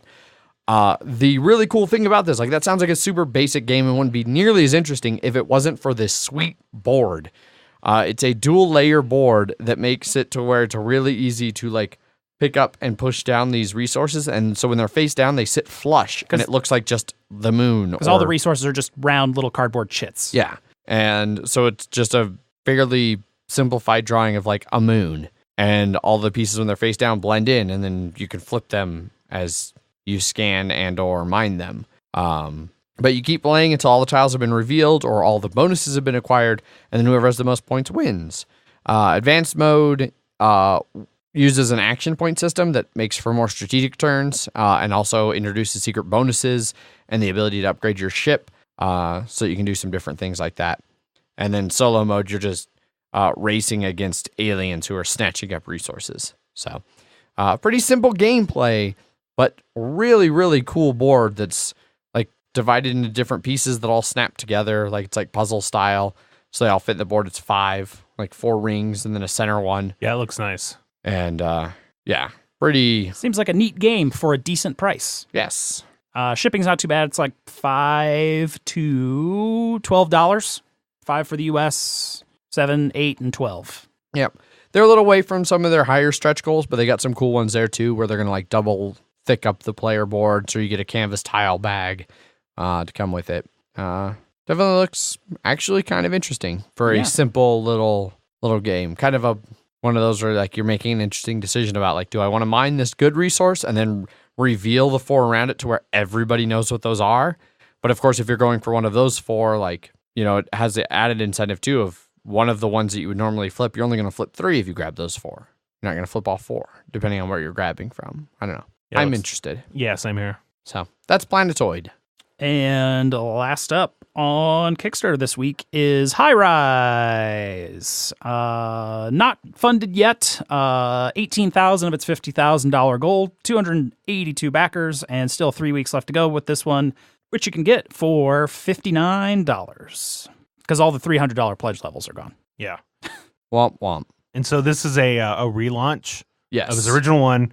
Original one, it was, I want to say it was either $90 or $100, but it had 3D plastic things instead of the cardboard cutout, like tower pieces. Mm-hmm. It was 3D plastic that you were stacking on top. But I'm assuming he just didn't get the interest that he wanted to, and there were people For that complaining. price point. Yeah, at that price point, and he felt it was a premium game, and other people were like, I'd rather just have not have to spend that much for it, I guess. And so It's GLoomhaven. yes, from the networks and Wordsy and whatnot. And so he worked with the artist. It's actually the artist from Dinosaur Island. Heiko Gunther. No. Well, so Heiko Gunther Uh-huh. is the graphic designer for this. He was also the graphic designer for Networks. Yeah. Quanchi Moria, Yep. they brought on to handle cover and board art. Yep. That's what it was. Yeah. So they reworked it into these cardboard cutouts and whatnot to bring the price down. Yeah. So essentially the way the game plays, it's a 1 to 4 player game where you are trying to build skyscrapers in a somewhat reputable city. So you're moving around. Just like the estates. Yes. Yep. Moving around a circular track. So it's kind of a rondelle system where you can choose any unoccupied space ahead of you and do its action. And then you wait for everybody to kind of catch up. So it's basically whoever's in last place chooses anything available in front of them, does it, and then whoever's now in last place does their actions. Reminds me of Takedo in that way. Yeah. Most spaces on the board are tenants, corporations, and government entities who would love to move into a new building. Each tenant offers different powers for whoever lands on them or builds on them. Comes with 45 different tenants, of which you'll only use 15 to 20 each game, so there's a lot of variability. That can kind of change things up depending on what tenants are in the game. It also, there's 3 basic gameplay modes. There's an introductory mode that's an abbreviated 2-round, 100-minute version of the game. Yeah. To get new players into it. There's the standard mode that's also a 2-round, 100-minute version. And then the full mode, which is 3 rounds, 150-minute version of the game. That basically just lets you do longer game strategies that wouldn't work in a 2-round game. Yep. Yeah. I know. I really like the, Quanchi Mora and Heiko Gunther, who I really liked on Networks. Like, they got really cool artwork and graphic design. I kind of like the cardboard cutout version of them. They got a good style. I'm not quite sure. In one of the earlier 3D images, it shows them. They might just be blending into the white background, but it looks like they're actually shaped cardboard punch outs. They specifically said they will be shaped. They're going to cut it out. Like, okay. For this, it has the white background, but they're going to cut it to match the art. So I hadn't found that spot yet. Yeah, there'll be punch outs, which will be awesome. Yeah. Yeah. When they talk about the 61 building tiles that come with it, that's where they say that. Yep. I am a little disappointed because I at least I was keeping my eye on the plastic one. Yeah. Because it did look really cool. Yeah. But the price was definitely, I was like, It's I can't hit back right now, but I definitely hit the. Let me look 48 hours before it ends. Mm-hmm. And so it's like I don't know. Like I mean, it all still looks really good, but I was like, I did really like how that plastic looked, and then made the building seem more unique because you're literally building them based on the schematics, the blueprints. Yeah. And then you're putting those into the tower. Whereas you're just having the cardboard ones to represent the level. But, it's like you don't see those colors that you put in there. Yeah. It's got some solid reviews from some fellow members of Punchboard Media.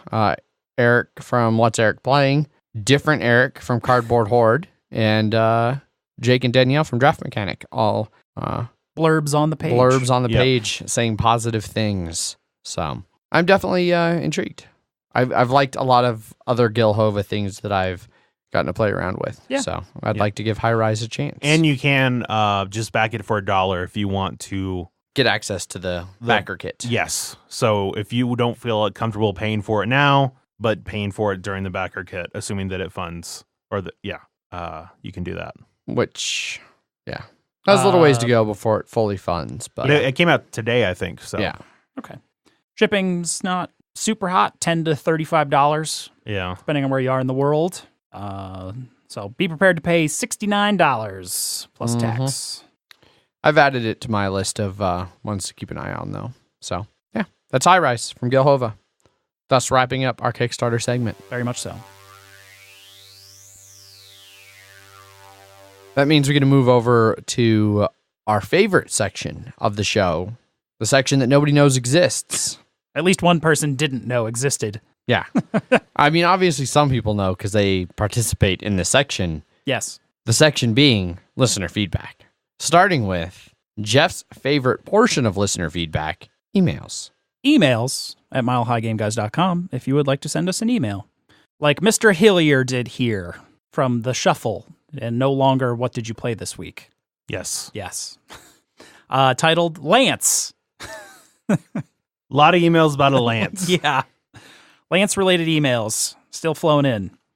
The email about Lance reminded me of a Simpsons episode where Homer was worried that Bart was becoming gay and took him to a steel mill to meet some tough guys with names like Lance, Zach, Jeff, and Adrian. Turns out it was a steel mill that turns out to be a gay bar at night, and then some steelworker says, "Hot stuff coming through." I say this every time I put dinner on the table. No offense to gay listeners or Lances out there, just a Simpsons fan. Lance. Yeah, it was like a gay, well, like it's the steel industry, everyone's gay. Duh. I think that was the joke in that episode. Oh, okay. Yeah. Okay. He was like, this is where real tough people are. And he's like, nah, steel industry is totally gay. And then the lights come down and they're dancing. Okay. Yeah. Jeff clearly watches Simpsons. I watched Simpsons significantly back in my youth. Your youth. My ute. Next email. Next email is from Alex from France. We've given up on saying his name correct. He needed to forward the pronunciation. He did at one point. And then we clearly did not listen to that. Or forgot it. Yeah. This one's titled Miscellaneous.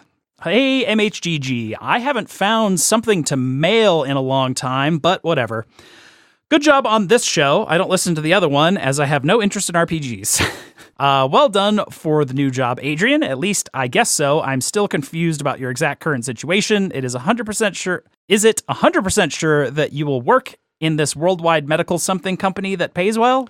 We did talk about that earlier. As I talked about earlier in this episode, no. It's still pending my background check. Good. It's good you quit your other job first. Yeah, 100%. Yeah. I have to be quick before all this alcohol is metabolized, so quick questions. Adrian, what games do you play online if you don't like having to keep a strategy going other days? So this was in reference to Food Chain Bagnet. Yes. So you didn't like that one because you kept screwing up. Well, if I could find a group that could play Food Chain in like a day to 3, I might be more okay with it. But I have yet to have an online game of Food Chain that didn't take like a week and a half to 2 weeks. Like they were going like a turn a day, which is way too slow. To answer this question, I play Race for the Galaxy with Paul. And a couple other people, and I'll sit down and while I'm just watching TV, knock out a game of Race for the Galaxy Online in 20 to 30 minutes. I play Isle of Skye on my phone. I also have played, I'm drawing a blank on some of the other ones. I'll do the Gons or what's the other one? The other roll and write one that has a pretty good app. I couldn't tell you. It was on my old phone. Yeah. So some of those roll and write stuff. But yeah, not a lot longer stuff. Needs to be something that has a good dedicated app as well. That helps a lot for getting me to play it regularly. Turn notifications that I can just touch the notification and go right to the app, not an email notification where I have to go to a web browser to log in to then go to the game and then take my turn. So. Gotcha. As Scythe was half off on Steam last week. I also don't tend to play... If I'm sitting down at my PC and playing games, I'm playing real PC games. Yeah. I almost got it, but then I heard there was a bunch of desync issues. Gotcha. And I was I don't want to deal with that. Yeah, makes sense. Next question. Do you only play real time? Pretty much no. Yeah, no, I mostly play board games real time. Wait, I'm very confused. I think this is a follow-up to the strategy thing. It's you only play an app if it's everyone's playing it immediately. So you do. I'll play async, but it needs to be happening regularly. Yeah, like the Race for the Galaxy one. So I used to play async Civ with friends. But that was back in Civ 3 days, way back when. Yeah. Even more. Yeah, you used to be able to play by email in those games. Dude, some people still play 18xx play by email. Yeah. No, thank you. You just forward the spreadsheet back and forth between players. Basically, yeah, pretty much. How is Jester? She is awesome. She is a fantastic pup. Other than the fact that she made me fall today on the snow and ice. But that was, it wasn't malicious, I don't think. Malicious. But she did really well. You didn't hear her say, fuck you. Yeah. Suck on this. When we went up snowboarding over the weekend, we left her with a friend, Andrew, the original true founder of Game Night. He ran one game night before I hostile took over. Him and his wife watched her along with their dog, and she was very well behaved for them. They sent us a lot of adorable pictures of them playing and cuddling. She does do a weird thing where she will, on the couch, drop a toy off the edge or just go to get down or whatever. Anytime she needs to get off the couch for anything, she puts her front paws on the floor, her back paws on the couch, stretches her back paw legs all the way out. So she's very much face down, ass up, and then farts and then just walks away. It's very rude. I've never heard a dog fart as much as she does. I'm used to smelling dog farts, being oh God, the dog farted. That's gross. I've never smelled hers, but I hear them all the time. She's I feel that's better. Yes, it is 100% better. But it's still just a new thing to get used to, especially because she likes to be near us. So she'll be laying on our laps and be oh, I want to go get this toy off the floor. Plop her front paws down, stick her butt up. Thanks, Jester. Thanks. Right in my face. So right down the back of my throat. Yes. Do Zach and Jeff have pets? Jeff, do you have a pet? No. Zach, do you have a pet? Yes. Zach has a cat. I have a cat. Her name's Echo. She's about 10 years old. Very fluffy. She's very fluffy, and she is a cat, so she will just randomly attack me. And turn off your computer. Yeah, and turn on my... That's the most fucking annoying thing that she does, though, is that because I have a stupid computer tower that I haven't replaced yet. Where the power button's on the bottom? The power button's on the top, but it's top and angled, and it's angled in such a way that I can be a cat and it's like she'll try and get my attention by standing on it and then batting at me, and then she turns the computer off. Now I've got your attention. Yeah. Megan and I were playing 7 Days to Die, I don't know, a couple weeks ago, and Jester was playing with a ball and threw it over, and it hit the power strip off switch and just killed the tower that I was running our shared server on. And I was Megan, quick, save and get off. I don't know if it's going to do anything, but this computer's off now. So I don't know how long the whatever web thing is going to keep refreshing. Yeah. Gotcha. How is Jeff's leg? Fine. Not as good as it was a week ago. No, I fell and it fucked it up again. And it sucks when I fall over because I put too much weight on it and then it really hurts. My next post-op appointment's going to be the 19th of March, which I might get the thumbs up to no longer have to walk on crutches, which means I'll get to learn to walk again, which I'm very excited for. So we'll see. We'll see if I have to do like any physical therapy. Gotcha. Fun stuff like that. Cool. Yeah. So yeah, still was very broken. Yeah. It was a bad break. Yeah. I'm still amazed that like it's gotten to a point now that you didn't need to cast though. Yeah. Like throw a bunch of titanium rods in there and be like, yeah, it's good. Good to go. Yep. Here's a boot. Random French fact. In France, when you enter a building, you are in the They have a pronunciation thing on it. rez-de-chaussée, and we start numerating the floors, starting with the first one upstairs, while in the U.S. you start numerating from the one you are in when you enter a building. Basically, our first floor Is there well, our first floor would be their- Rez-de-chaussée. Rez-de-chaussée. would be their second floor. Which means what you consider as being on the No, fourth the opposite way. Sorry, I meant Yeah. I said that wrong. which means that what you consider as being the fourth floor is the third for me. And it's only after learning this that I realized that the Big Bang Theory, they live on the fourth floor, but I saw them going downstairs only thrice before leaving the building. There we Because go. that's Good use of the word thrice. Yeah. yeah. And yeah, we'll call it first or ground floor, but the next one up will Yeah. always be the second. Yes. Have a nice Sunday, Alex from France. We will in like a bunch of like 6 days. Yes. Yeah. Great PS. PS, here's an erotic song in French. Enjoy. PPS, the singer had a second role in what is apparently considered as the first French gore movie in which ... people are turned into zombies because they drink wine made out of grapes which received too many pesticides. It sounds very French. The movie is Les Raisins de la Mort, the grapes of the death. By the way, Nice. Alex from France. And that's emails. Emails at milehighgameguys.com if you would like to send us an email. Indeed it is. But that is not the end of the fan feedback. Nope. No, it is not. Fan feedback continues. We'll jump over here real quick to Paulo's Corner, where on episode 132, Triumph and Tragedy, he comments, "It's my corner. I don't care what anyone says." Smiley face. I believe that was in response to M saying something like, "Paulo, when you say these things, I have to come talk shit." Paulo then continues to dominate Paulo's Corner on the review of Crusaders, where he says, "Haven't played this one, followed it on Kickstarter and was really interested, but the shipping was too much. But I really want to play it. It seems to be a very cool Mancala game, simple yet engaging. You solidified these ideas. Thanks for the show." So, yes, I agree. Yep. Cool Mancala game, simple yet engaging. Zach, was there any new BGG responses? Yes, we have 2 from the Crusaders review. Cool. First one is from Scott. I wanted to be into this. I almost backed it. If someone brings it to a game day, I'll give it a shot. That board is none too pleasant for my eyes to look at, though. A little bit too much red. But to each their own for taste. Which there is a lot of red, but Yeah. I hate the color red, but for some reason it never bothered me in this yeah, game. It's kind of like an orangey red. yeah. And it was, I don't know, it's a very stylized map. You're not really concerned about the map ever. It's just like what hex, you're looking at hexes. You're not wrong. Yeah. Next one is from Marcus. You really have to try harder when pulling a shill. All 3 hosts endorsing a game in unison? Yeah, sure. A winking. Okay. Winky smiley face. Winky. I wasn't sure if it was that or an eye roll at first. I had to actually look at it. On a serious note, really enjoying the show. Keep it up.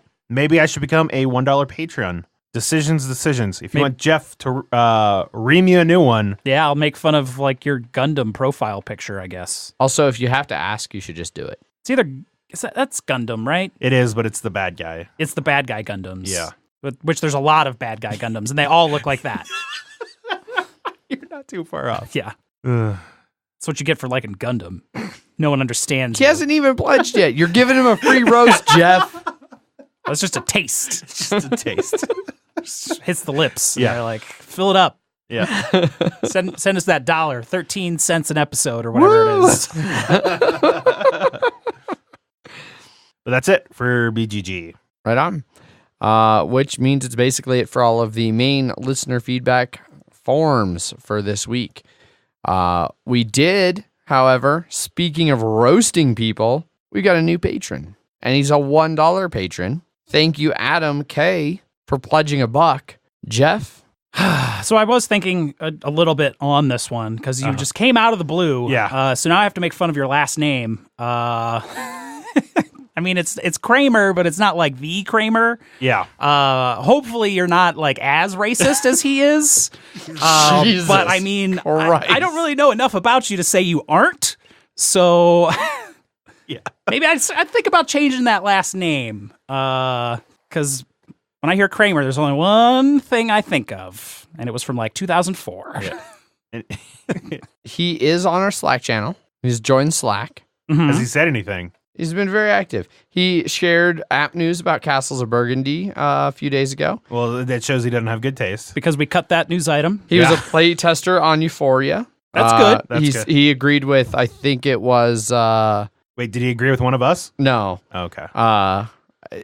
Somebody else who was talking about, like, I think it was Jake maybe, saying that they played Euphoria and it's just updated rules. And he didn't think that Euphoria would be the big hit that it was. Not a fan of UC. I don't remember which one UC was. Underwater Cities. Like the idea of worker card placement. Rest of the game wasn't interesting. Completely agrees with somebody about Gugong. No idea who. Because I'm just looking at all of his responses. I don't see any of the context. This is the overlord powers that admins have. We can read everything. Swapped out thoughts on Gugong. They swapped out Mancala mechanic from Trajan for an interesting card trading mechanic, but then swapped out the mini games with really boring mini games. Not that they're similar, but I would rather play Trajan 10 out of 10 over Gugong.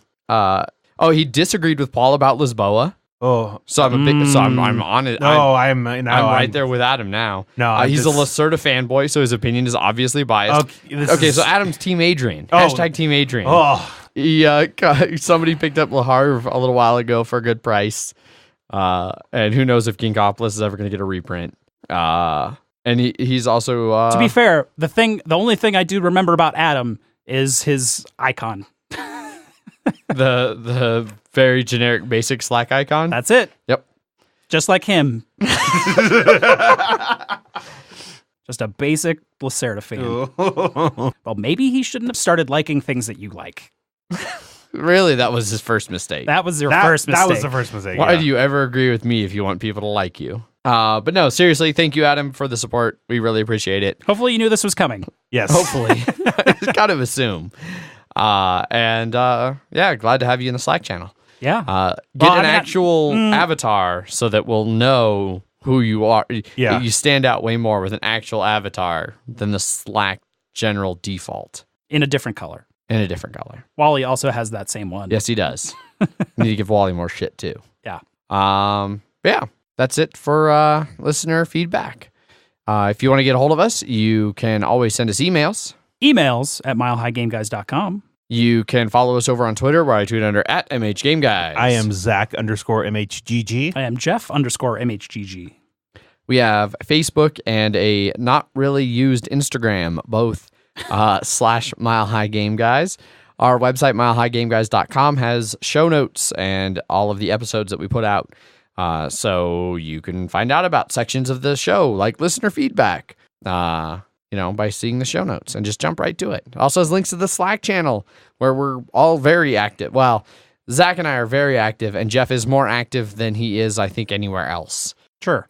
Until there's like 200 plus new messages. I read them. Okay. Yeah, I don't just skip past. I thought you just hit the X. Like, No. nope, not going to go through all that. I keep on top of all the conversations. There you go. So, be sure to join over there. Slack's a bunch of fun. You can argue with Paul about something. You're almost in any channel you're in, there's a reasonable chance you'll argue with Paul at least once. It's like a key feature of the Slack. Yes. Plenty of ways to get in touch He's with like us. that meme of the guy at the table. It's like blank, change my mind. Yeah, except you're not changing his mind. No. He's just there for a fight. Yeah. And additionally, if you want to support the show, you can jump over to our Patreon, patreon.com.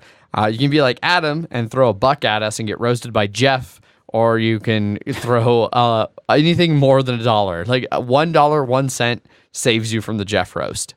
So if you don't want to be accused of being a racist. I feel like we said it had to at least round up to 2. Did we? I feel like we did. It depended on how close it was to $1. Yeah. So it has to round up. Yeah. So $51 rounds up to 2. I don't know. Then Maybe at that point I'll just think mean thoughts about you. I don't know. You'll just be very vague. You'll be like, you know what you did. You know what you did. We Using your basic image icons. in Grand Mile High Game Guys fashion, we have no idea what's actually happening. So No. pledge and see what happens. Maybe you get roasted, maybe you don't. Find out. If you want to get roasted and you also want to give more money, just tell us you want to get roasted and we'll still roast you. Yes. Jeff has done that before. Yep. Yeah. And feel free to send information. Or send me a free board game and then just ask to be roasted instead of paying. Instead of pledging on Patreon. Yeah. All of those solid options. Yeah, plenty of ways to get a hold of us. That pretty much wraps up the episode. Huge thanks to our sponsors for our Wednesday episodes. Gray Fox Games. They are going to be bringing Tsukuyumi Full Moon Down, the game we've been talking about for a couple weeks. Will be launching on Kickstarter March 19th. Date is confirmed.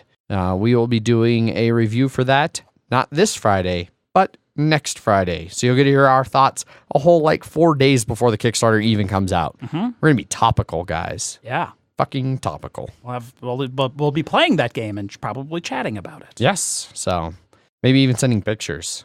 Ooh. Maybe even on Instagram. Oh, God. Sounds unlikely. Probably pretty unlikely. Not that we'll be playing it, but that we'll do anything on Instagram. We're too old for Instagram. Yeah. Where you're no longer hip or with it. Nope. Yeah. So stay tuned for all of that awesomeness coming from Gray Fox Games and for our review coming in a couple weeks. Jeff, do you have a prepared statement? Gray Fox Games, quality games cleverly crafted. Also, the path you walk has no end. Each step you take is paved with the corpses of your enemies. Their souls will haunt you forever. You shall have no peace. Dark. Yeah. That's the episode. Stay tuned this Friday for our discussion about managing your board game collection. And then, like I said, next week we'll have our Wednesday banter and a review of Tsukuyumi Full Moon Down. So it's a big game. All kinds of content coming from Mile High Game Guys. Took a while to punch that game. Yes. Yes, it did. Yeah. As always, I've been your host, Adrian. I am still Zach. And I'm still broken Jeff. Indeed. Bye. Bye. Bye.